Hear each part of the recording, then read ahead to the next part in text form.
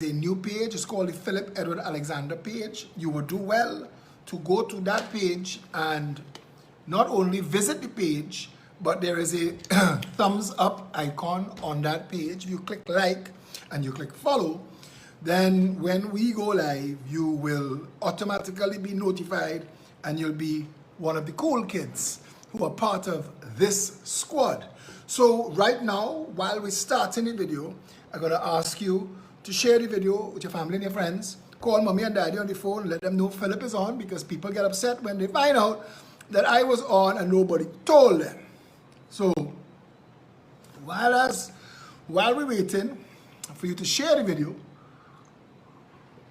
because we have 227 people, I'm going to share the video too. And while I'm doing that, I want to ask PriceSmart, while I'm sharing this video, and you can share it too, we still at 277. We can't really move into the substance of the video until we cross 1,000. And if we don't cross 1,000 tonight, Phil gets to go and have an early night sleep. I have a migraine headache and I'll be happy for that early night sleep. I asked Satish, I say, what, we had 2 real strong videos in the last 2 days. Maybe I'll take a break tonight. He said, take a break? Who you think is? The president? You had to show up. So here I am. So I'm still trying to find it. We're at 387. Tonight we're moving slow. We're moving like Amory Brown in school. I'm waiting on you. Ketchup, mustard, share it. So we have to do that, and I'm doing that right now to my 10,000 WhatsApp followers. It takes me a little while to send this out to 10,000 WhatsApp followers, and I need to do it. I need to speak slower tonight because I have been told after last night's video there are a lot of PNM ministers watching the show, and I need to speak slowly and with smaller words so that they can understand. Back to the PriceSmart story. So, and again, we're at 5:48. PriceSmart, you don't have to answer me because you don't owe me any explanation, but I want to ask, and I guess I'm asking on behalf of other people who shop in PriceSmart, I want to ask, your fried chicken, do you season it with squeezy? Because it has a definite squeezy aftertaste. In fact, I have a squeezy during taste, and I am alive long enough to have a working knowledge of how squeezy tastes. Don't ask me, that's a topic for another conversation. But your chicken tastes like squeezy. And it had me concerned because PriceSmart is owned by the same group of companies that owns KFC. So you all have some experience with fried chicken. So to the people who are going to see this and ask me, well, why you're buying fried chicken in PriceSmart, and the answer, if you just joined, we are at 797 at 803. If you just joined and you're wondering why I'm talking so slowly, it is so that the PNM ministers who are watching tonight's video could keep up. And I understand at least 2 PNM lawyers are here as well, so I have to talk slow and use small words for them to be able to understand what exactly it is I am saying, because they get confused quickly. So to the people who are asking me why you're buying fried chicken in PriceSmart, the answer is I wanted fried chicken and somebody said PriceSmart have fried chicken, so I went to check and I bought it and I ate some and it tastes like squeezy. So I want somebody in PriceSmart to answer, and the only way we are going to get an answer, this is an important issue. When we put things on blast, we get answers. I want PriceSmart to put out a release in the Guardian and the Express explaining if they do or don't use squeezy to season their chicken, because it tastes like squeezy. It looked like fried chicken, it looked like chicken, and it looked like fried chicken, but it tastes like squeezy. So I just asking you that. And then there are people who are asking, well, why are you shopping at PriceSmart at all? And I was thinking that while I was bathing and I was talking to myself in the shower, and I said, self, people are going to ask you why you're shopping in a 1% establishment like PriceSmart. And you are going to have an answer for that. And the only answer I have is to tell you, Rowley has told the nation by the laws that he has passed. I've deciphered Keith Rowley's code. And Keith Rowley's code says, if you eat ready cooked food from Syrian-owned establishments, you can't get COVID. And I decipher that because only Syrian-owned establishments, drugstores, bakeries, selling ready-to-eat food. And so I put 2 and 2 together, that Keith Rowley cares about the nation, he doesn't want us to get COVID, he understands we want food, and he knows that if you buy your food from a Syrian establishment, a Syrian-owned establishment, you can't get COVID. There's only one gas station in Trinidad selling food, and it's a Syrian-owned gas station. So I realized that this isn't malice, this isn't an act of against anybody, this is Keith Rowley trying to care about us. So I decided to start patronizing Syrian-owned establishments so I wouldn't get COVID. I have started listening to these people when they talk. When Keith Rowley was talking about going to Tobago and he said, the ferry, one media worker called me to ask me for Randall Mitchell number. I say, you're barking up the wrong tree. Keith Rowley is talking about the boat, but he from Mason Hall, and that's how they teach him to talk. He don't pronounce his words properly. So you have to take what he say and listen to it, and sometimes you can ask him, use it in a sentence and see where exactly he's trying to go. So I didn't think Randall Mitchell had the number for Rohanson, and if that's why you called me, I assume that's why he was calling me. And again, we crossed 1,300 people, so that's about 500 people just join us. And I want you to know that the reason I'm talking slowly tonight is because I've been told that the whole cabinet, the PNM cabinet, going to be watching tonight, and I want to talk slow for them so that they understand, and I'm going to use small words so they understand what I am trying to say. Tell me if you're all okay with that. And to the people who are going to join the video tomorrow or any other day after that, don't write yes, you're okay with that then, because it'll be too late, the video will be over. I was just asking people about this. Anton Jeffers say, and it don't taste good. I don't know what he's talking about. And I was listening to a couple of the PNM ministers, and they, Stuart Young and Carl Mimbert and Faris Al-Rawi and Keith Rowley, talking about Kamala, and one of the things she said, and in it she spoke about if they're not careful, they could lead to times like we experience in this country. We've had uprisings.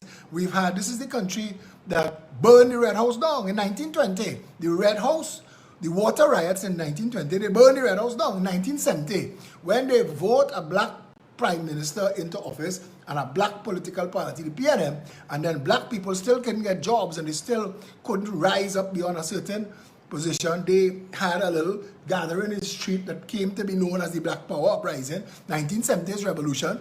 And in 1990, Abu Bakr thought, if we're not going to be paying attention to 1970, he organized his own celebration. Kamala was saying, be careful if people come out to celebrate again. Now, I am not advocating for anything that Bakr or Kamala or anybody else say, and I want to be careful because they have more people in the PNM using the word sedition than there are people who understand it or understand what it means or could spell it. So let me tell you something. Sedition is a deliberate act. Like if you were to meet some friends, say in a house in Goodwood Park, in a kitchen, and write up a document, and then write up a document to say that the government was going to kill journalists, and they were going to overthrow this, and they was going to do this to the DPP and that to the judge and all kind of shit. You write all of that, and then you're fraudulent, they call it, let's say emails. And then you go in the parliament, you read that, and you try to use that to get officers of state to believe that your fraudulent and fake document is a real document so that you could throw down the democratically elected government. All this is hypothetical because nobody will be stupid enough to do that. But that's sedition. That's treason. And if you did it, if you were so foolish as to do something like that, you and all your co-conspirators would be hanged from the neck until dead in a real country, not Trinidad. In Trinidad, they'll probably vote you into office and make a couple of y'all AG and Minister of Energy and all kind of shit. But we don't want to get ahead of ourselves here. I want to say that the PNM is working very hard at keeping the conversation racially charged, and it's all PNM, UNC, UNC, PNM. And that is because the owners and operators of the parties don't want there to be a third option on the ballot box, because they're already financing these two parties and they don't want to have to finance a third. Worse, if a third party came up that didn't want, let's say they have people, again hypothetically, let's say they have people in this country who start off with a little haberdashery store, and then in tutus they own a whole empire, and people saying, oh, they're importing Valium and Advil and other drugs without permission. Let's say that they have people who, let's call those drugs, if you're importing Valium and Advil and Panadol without a license, those would be illegal drugs. And let's say that they have people who importing illegal drugs who make a big fortune and go on to own whole empires that can't explain their wealth, that using some of that illegal drug money and financing political parties, hypothetically, I can't say I know for a fact, because the Financial Intelligence Unit is the organization of state set up to decipher these things. And as the Financial Intelligence Unit cannot track any money that have to do with illegal drugs in this country, I have to assume that whole thing is hypothetical. I'm having tea, Earl Grey. I don't know why it's called that. I can research it for you. Right? But this is Trinidad and Tobago, and we have to look at where we are and where we're going. And again, this word sedition that they're bandying about plenty is because the government wants to be able to control by force of phony law what they can't control by dint of competence. So they want to scare everybody into submission. And I was thinking, again, while I was showering, because I take long showers and I like to be soapy and sudsy, and I was thinking about I'm getting a lot of WhatsApps in this afternoon, and I realized a lot of them have to do with the adjustment to the curfew hours that the commissioner, I think it was the commissioner put out, that Saturday is a holiday, so whole day curfew again, and then Sunday. It's a normal Sunday. It's not a holiday Sunday. But they make that a whole day curfew too, with no explanation why. Now, last night, just trying to be helpful, I pointed out to those who hold public office that you've had 3 14-day cycles in a row.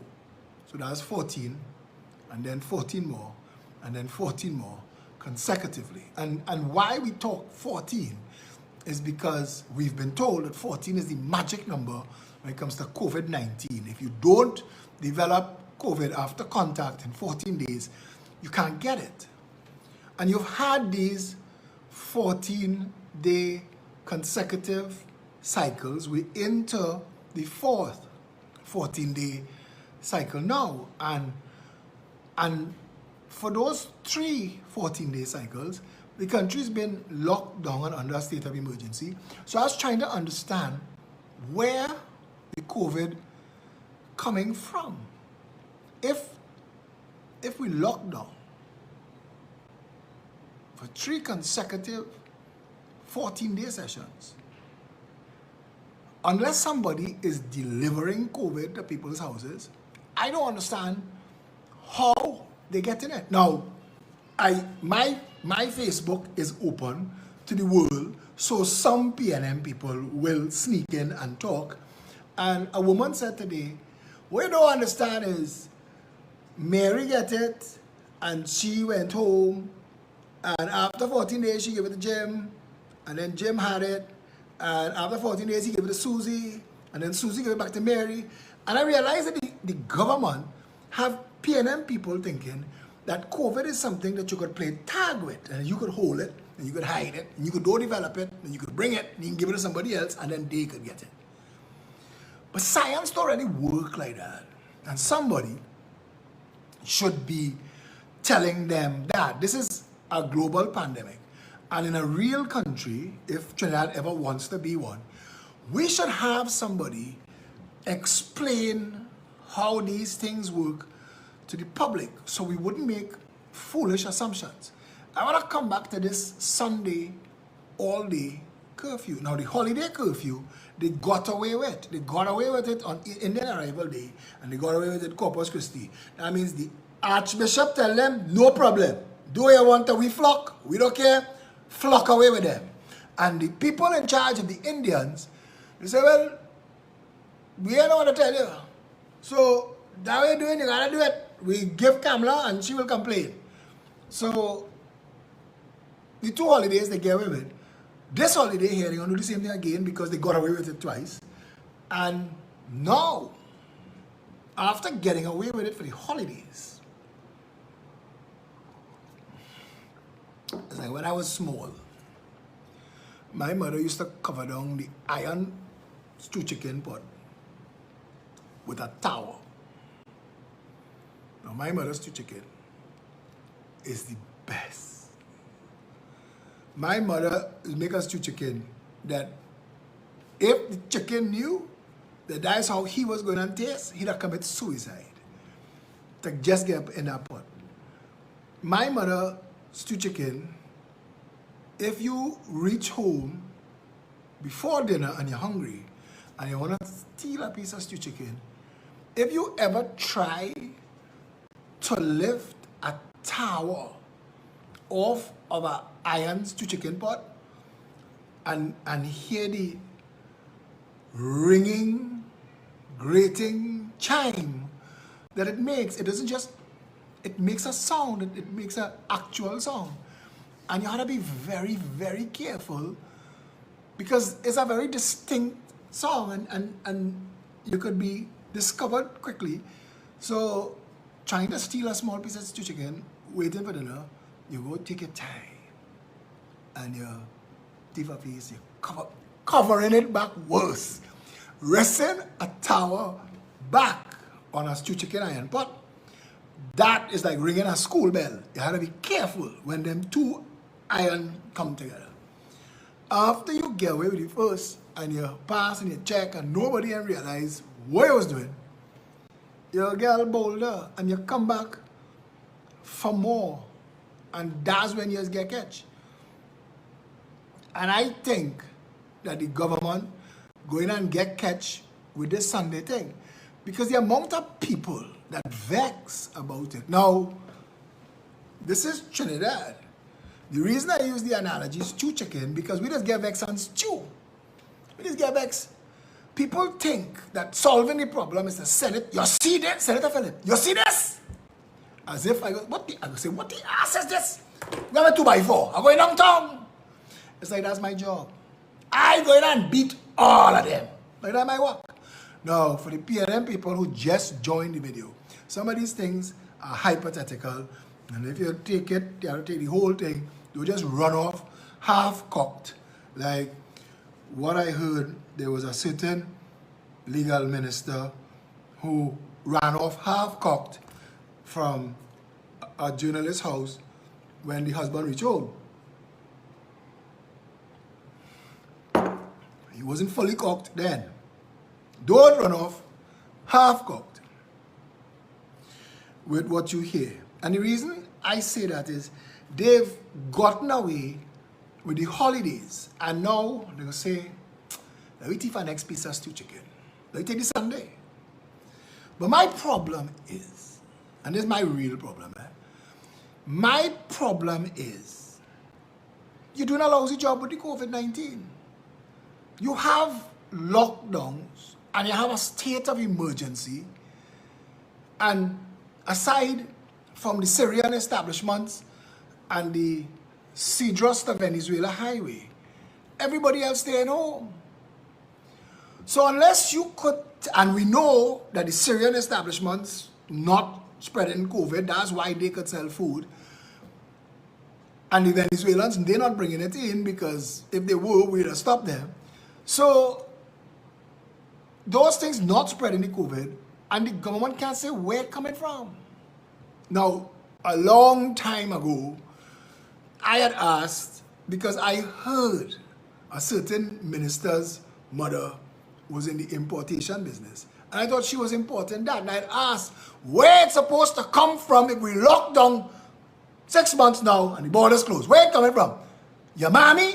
Because his mommy was in the import business, but apparently she's not importing dangerous diseases.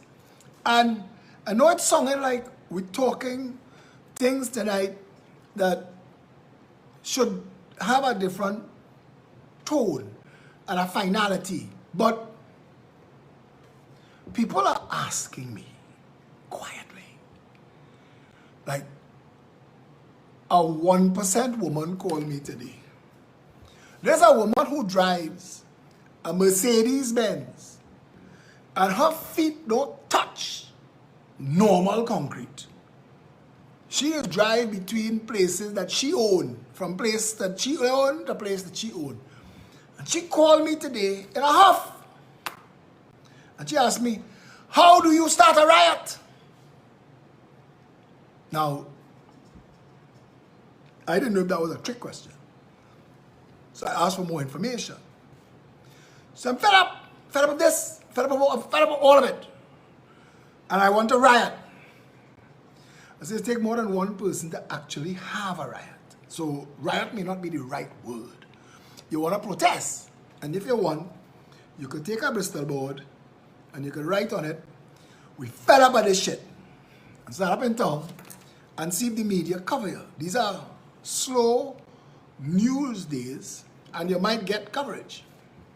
And she's a nice looking woman. She have a nice figure and thing. She like a small cooks. So I say, if you take a picture of you with the thing, fellas will share it because of you. That's why DJ Anna convinced that she could dance. 10,000 man would be telling her, yes, girl, that's the best dance I ever see. I was the person who said, DJ Anna is dance in and out of time. She took it wrong. But she could have used that to create her own style. It's almost, when you watch DJ Anna dance, it's almost like a cross between dancing and martial arts. And she could have been bringing out dance martial arts. And this is a time when people need ways to protect themselves. And if you could move from, say, let's say you're doing a little bogle. You remember the bogle?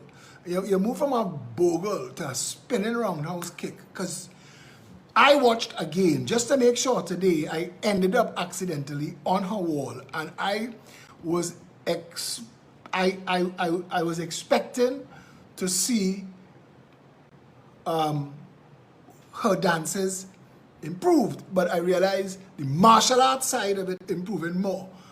But then I watching the fellas' comments on the wall, and I realized that DJ Anna is a sexy girl.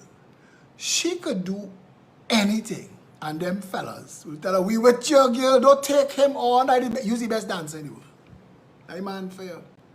That's man. Man has been chaining up women for years, because all men want is, well, one thing. And men have been chaining women up for years, telling them what they want to hear. So poor Anna, on social media, dancing to her heart's content, and 10,000 men tell her looking good. So she don't have to care what anybody else think. It's like all those women who, when you ask if they can't parallel park, is because men have been telling women that this is 6 inches for years. So when they say come back 6 inches, bounce the car. But back on the point. Which of the points? The point is, the government is using, I believe, I could be wrong, and I'm willing to say up front, if I hurt any of your feelings, don't call your lawyers yet. I want to apologize up front. This is a pre-hurt your feelings apology. So if what I say tonight make anybody feel less of a man, or if you think that people are going to laugh at you in public and pelt doubles rapper at you when they see you, I apologize in front. I am not saying like last night, saying that when Fitzgerald Hines was born, the doctor slapped his mother. I should have never said that. I should have never have said that. There is something called patient confidentiality, and I should not have released that information into the public space. I realize that now. That's between Fitzgerald Hines' mother and her doctor, and it shouldn't have been out in the public space. And I accept and I apologize for releasing that. I apologize for when I was on Fazir Mohammed's show and he asked me if I called the Prime Minister jackass. And I said yes. I didn't know at the time that it was a state secret. I thought everybody knew, and I apologize for that too. So, all of that said, to say this, I think the government is making a mess of COVID-19, and I think that the state of emergency and the lockdown is a reaction to the government failure. So like if you had an oil company and you didn't provide oil, but you provide invoices and you didn't get paid for the invoices that you provide for the oil that you didn't provide, and you sue the government. But if you're friendly with the government and they say, well, we will shut down the company, all of this hypothetical, so that you could win the case and then you will get the money. It feels, that's like a hypothetical case. That's something you would see on TV. That wouldn't happen in real life. In a real country, those things can happen. And so that would be something you see on Netflix. And the government is punishing the people for the government's failure to do the government's job. That's a good way to say it without hurting anybody's feelings. The government is like, I was a person, I'm going to take my last sip of tea. Earl Grey, decaf. I was a person who got the information about the small cache of Pfizer vaccines that we thought was being smuggled into the country. But it turns out, and what Fitzgerald Hines is trying to tell the nation, is that it was sent from their national security for our national security. And the reason it wasn't addressed to national security is that it was classified. It was an undercover shipment. And nobody was supposed to know that the Americans' national security was vaccinating 200 of our national security. So it was an underlow play that blew up for no reason. And Fitzgerald Hines is the right man. Even the releases that came out from the Ministry of National Security and the American Embassy, even those were classified. Even those didn't have any signatures or any names, so you couldn't even know who he was dealing with. And today, Amory Brown was asked about something he knew nothing of, and he said, everything you're hearing on social media is mischief. And I thought maybe that's confirmation bias, because Amory Brown, for all the time that he was ever in the parliament, he was the lord of mischief. He was the master of mischief. You ever watch him? He used to stand up there for his time to speak, and he'd make this long, convoluted run-up. When I was small, we had a fellow we used to play cricket with, and he thought that if you run from down the road to bowl the ball, that the further you run from, the better the ball you're going to bowl. Amory Brown reminded me of that fella. And he used to stand up in the parliament, and he used to make this convoluted in and out, to come, and then make a point, and then look around the parliament, and look for the camera with a grin, like, oh, let's see what I do there. Oh, let's see, oh, follow me. You catch me, shall I go? Amory Brown was the king of mischief in the parliament. And when you're accustomed to making mischief, you tend to see everything else as mischief. They were saying, if the only tool you have is a hammer, you tend to treat everything like a nail. So when Amory Brown tell you is mischief, it's mischief in his mind. He is a PNM B-team member, which is very bad because the A-team is so horrendous. So to be a B-team PNM, he and Fitzgerald Hines, they're not really allowed in the big people part of the PNM. They just bring them out when they need, how to say this? When they're trying to convince a certain part of the population that the PNM is all about them, they just bring out fellas like Amory Brown, Fitzgerald Hines, and I think they have one or two other rastas in the party, and they just join a salary to show up on those days, B-team days. So this has been relegated to the B-team by the government. We understand now that this was a clandestine, undercover shipment of vaccines, and that the people who are involved in our national security, what it is they said today, they said it was for somebody, I think it was surveillance people, and they obviously the most important people, because if you get COVID, the people that you want to be alive is your surveillance people, not your doctors or your nurses. You want to put people in an ambulance and rush them to the surveillance and the spy versus spy office, because apparently that's where the best COVID treatment is going to take place, because the country, if everybody else dead, you still want your surveillers surveilling. They still have some more tea. My first cup of tea for the day. It's been a long day. Today I got two strange calls. And both of those calls were from people who have been invited to take up positions with the government, and they wanted to know how I felt about that. And I said, that's strange. Why would you call me? And they said, well, we need to make sure that you ain't going to jam we after we take the post. I said, wait. You all think that's my role? I just waiting to jam people? They have so many people with public office in this country that if I just wanted to jam people, this show would be about 8 hours long every day. It's not that. It's like the Crocus Bag of Ass Awards. We used to do an award. We had a small Crocus bag, and it was called the Crocus Bag of Ass Award.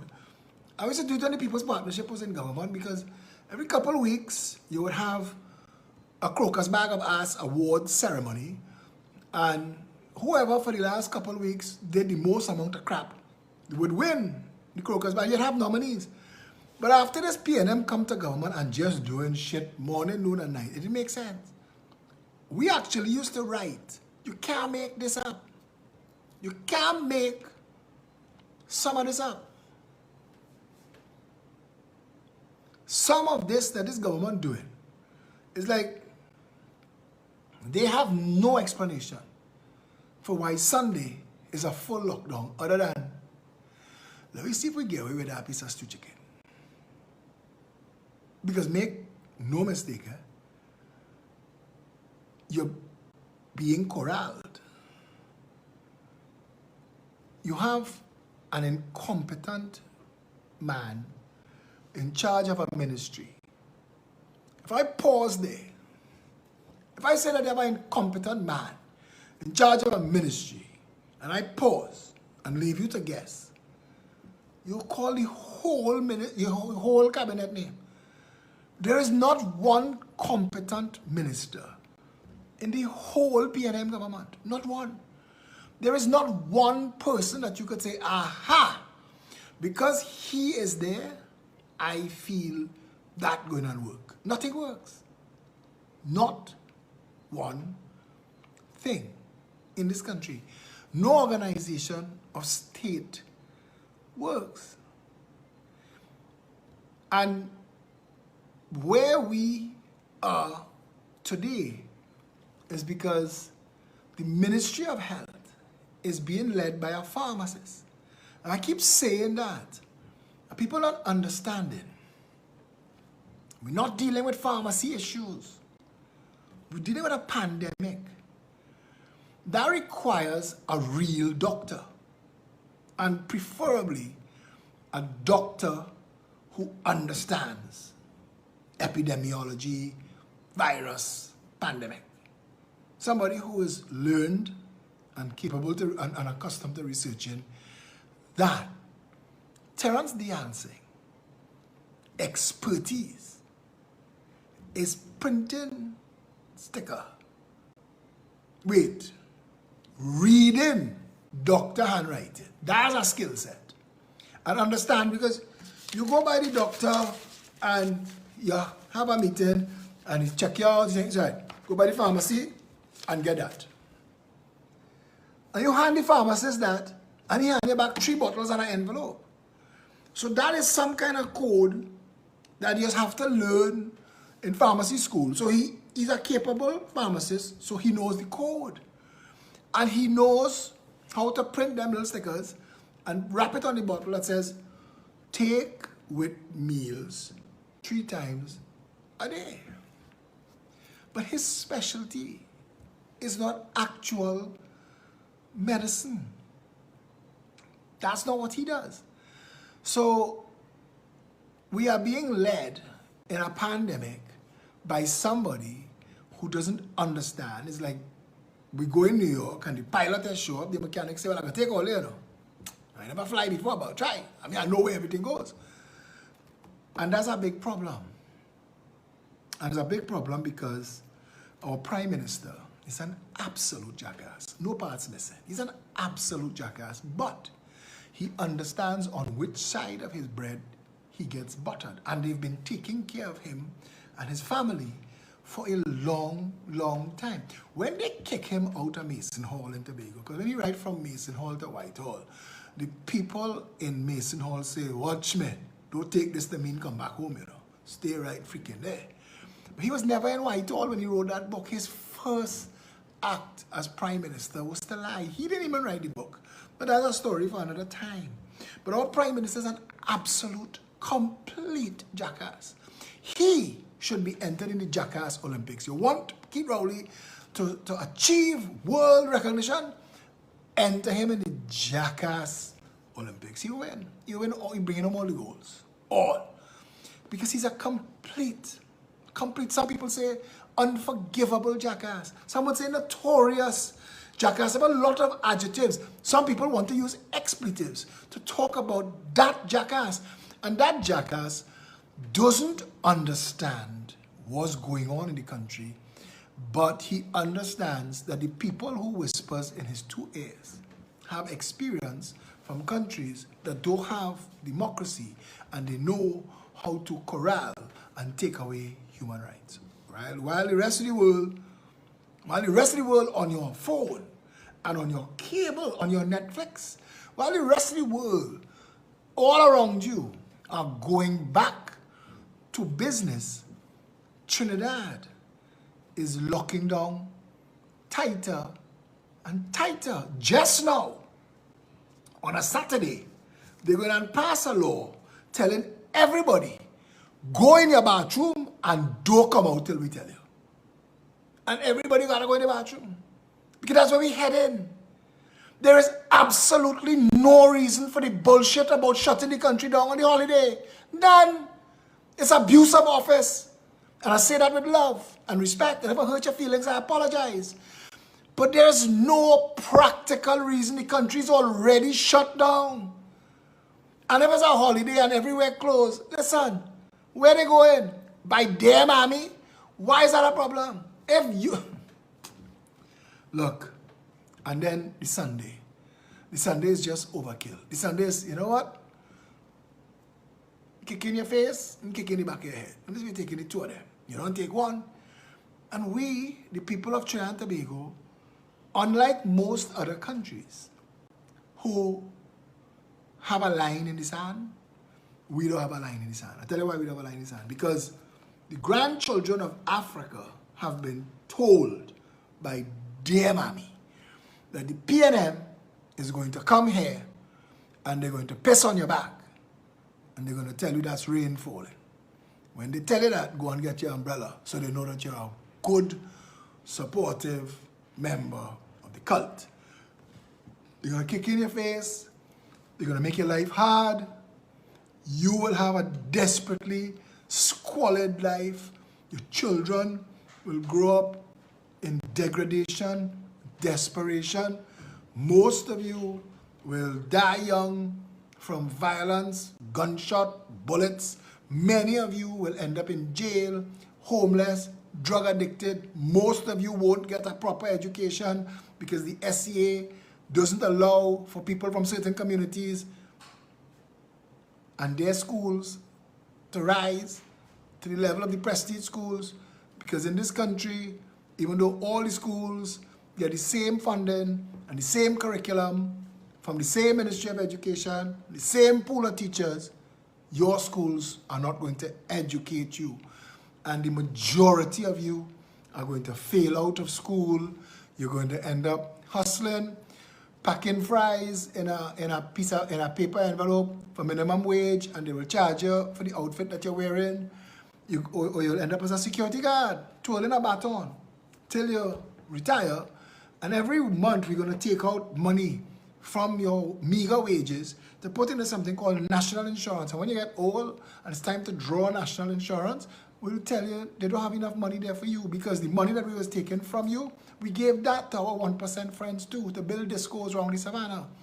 And to those of you who live long enough to require NIS, that's like a lotto by itself, because many going to die from things like diabetes and heart disease from a piss poor diet, because we don't support the growing of food in this country.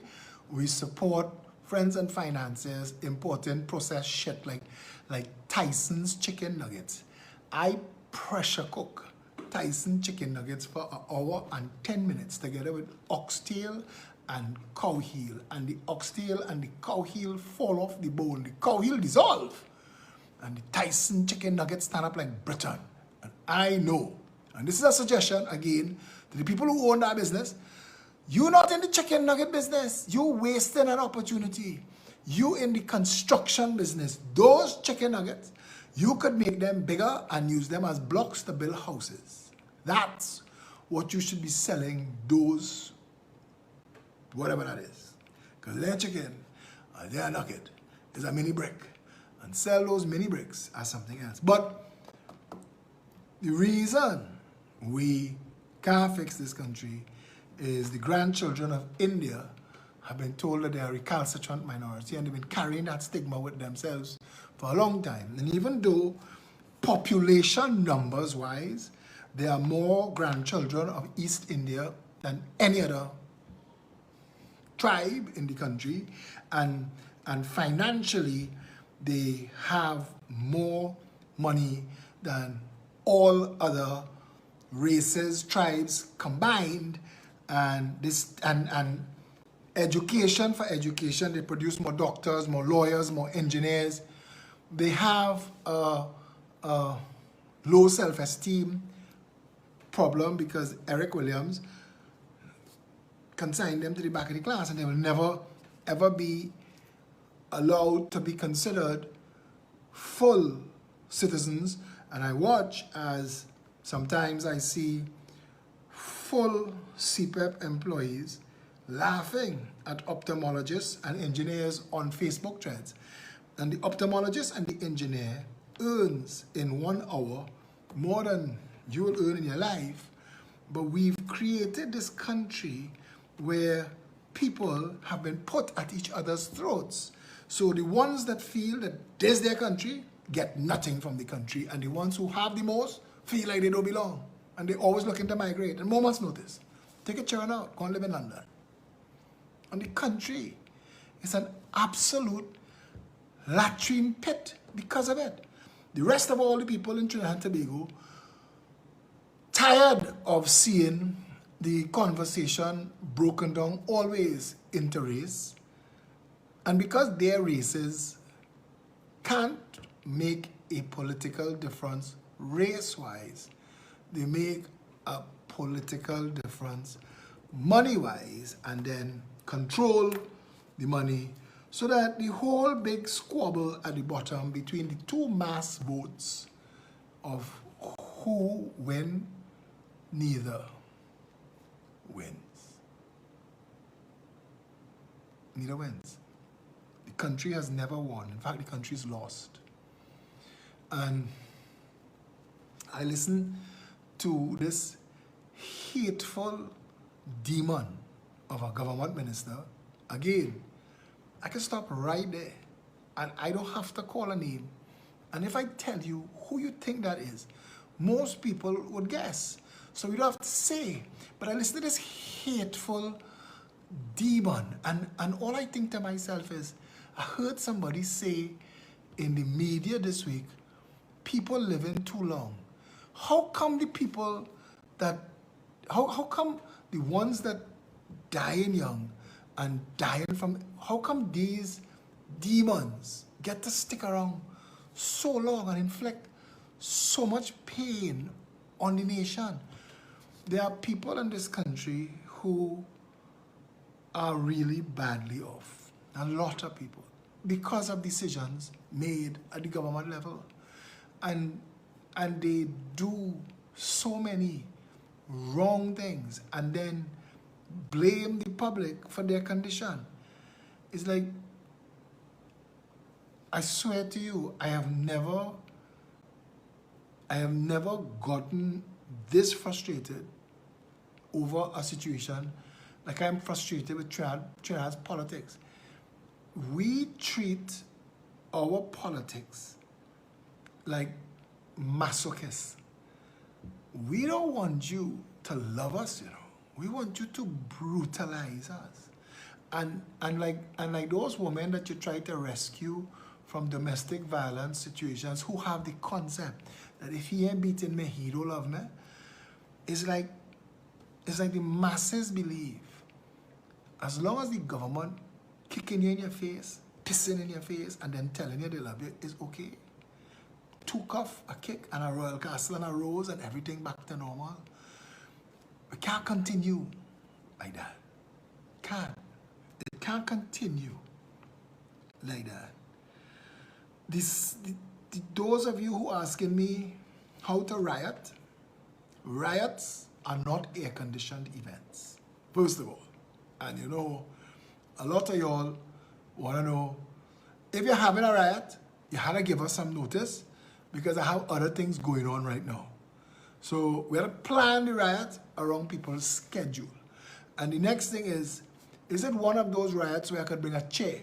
Because I can't stand up for long, and the doctor tells me I should be using insoles in my shoes. Some people want to riot from a seated position. Other people will ask, is this riot being catered, or do we have to bring our own bag lunch? And how long will we expect to be out there? Because, well, I kind of binge watching a show on Netflix, and I was looking to finish it up tonight. So I don't mind coming to join your riot, but you have to let me know how long we're going to be rioting for. Trinidadians not ready for none of these conversations. We can't even agree to stand together. We can't even agree to stand up, to boycott, to sacrifice. We don't riot. A riot is a messy thing. Your hand does get dirty, your foot does get dirty, somebody might bounce you.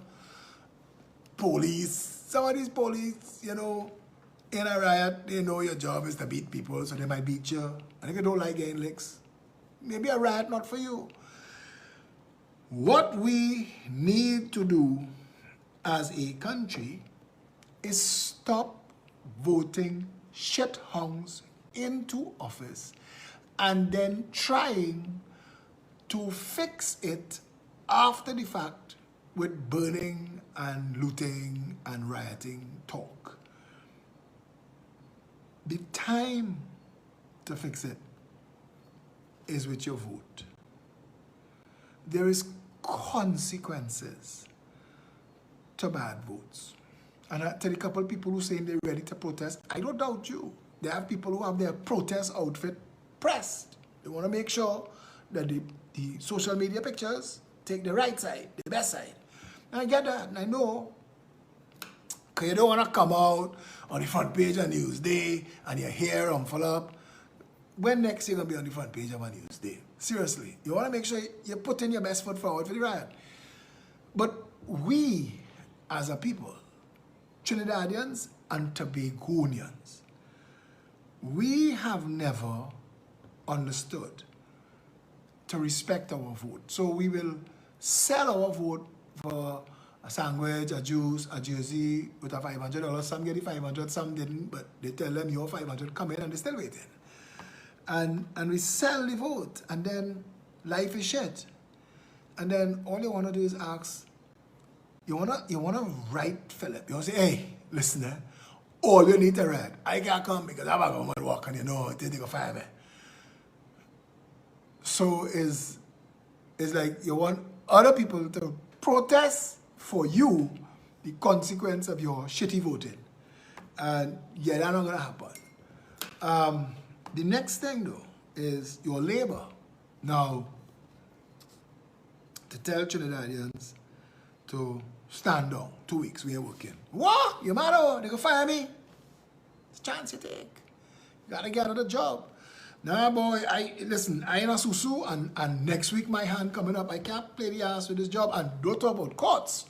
I'm paying off on a Christmas set, and all that shit just out of here.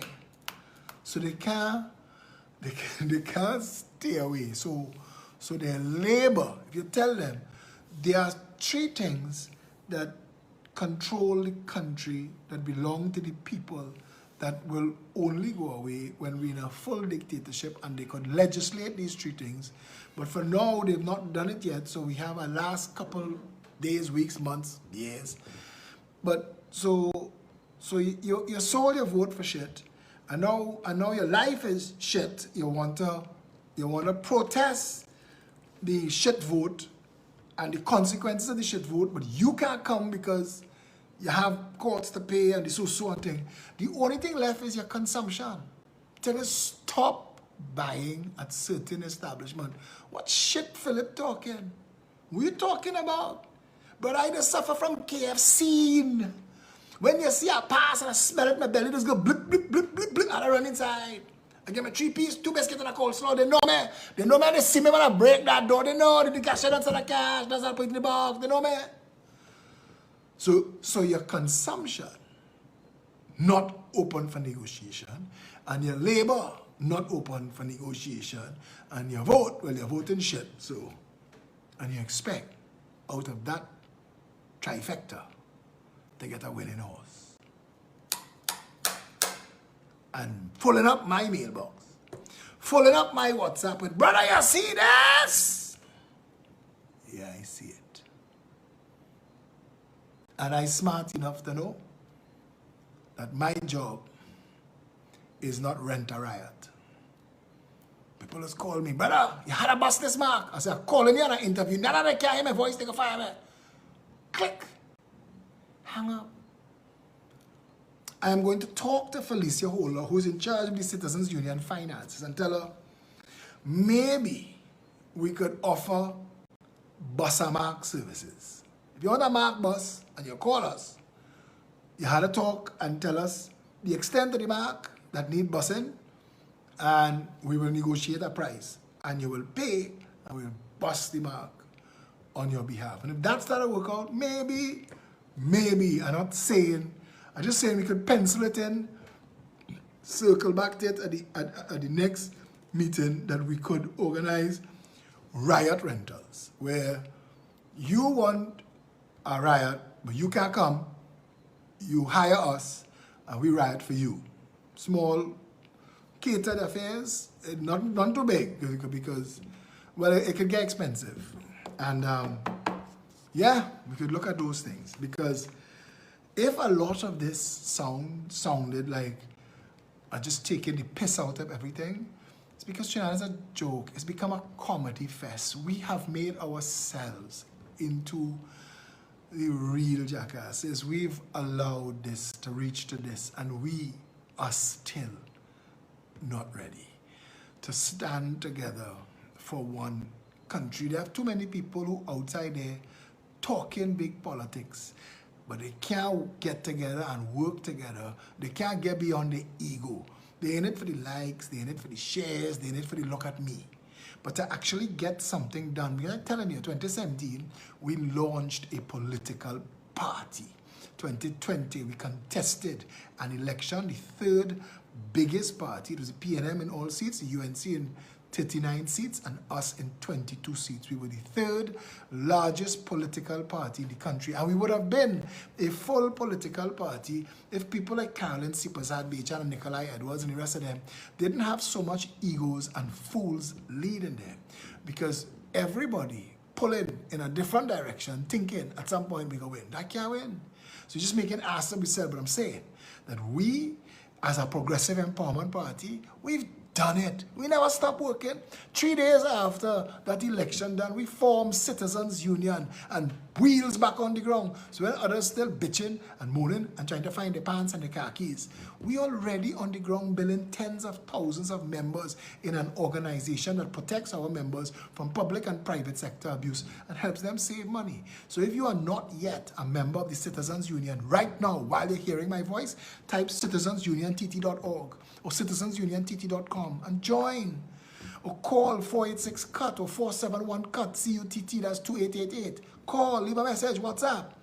And call Felicia at 769-4590. Call her now, 769-4590. And tell her you're sitting on an inheritance, so you're making good money, you have a fat cap, you have a lot of money, you want to fix the country, and you want to make a $10,000 donation. Who to make it out to? Make that call now. Or you can't make the $10,000, you can make $10 donation. Call her too. Because every little bit helps, and we're working hard. And for all the people who think and they say and they talk, and all the Garvin, Nicholas, and Stephen Kadies outside there floating like chaff in the wind. Well, you're just talking, filling up the airwaves with noise. You're not doing anything. You're not adding constructively to a proper plan beyond racist, tribal corruption, drug trafficking, narcotics, crime, criminal, gangster politics. You're not adding anything. All you're doing, believe it or not, by distracting from the real mission, which is to create a political vehicle that unites all the people of this country. With all the shit you're talking, all you're doing is helping, aiding and abetting and enabling the same tribal politics they're telling people you're fighting. Now, how does that apple taste in your mouth? It is time to decide. If you want to be part of the solution, stop being part of the problem. If you can't figure any of it out, shut up. They have a lot of us out here working very hard at fixing this country. And if you shut up and move your noise off the dance floor, we will break this breakdance down into something where people could see a way forward. And that's where we're supposed to go. Until tomorrow, stay safe, Trinidad and Tobago.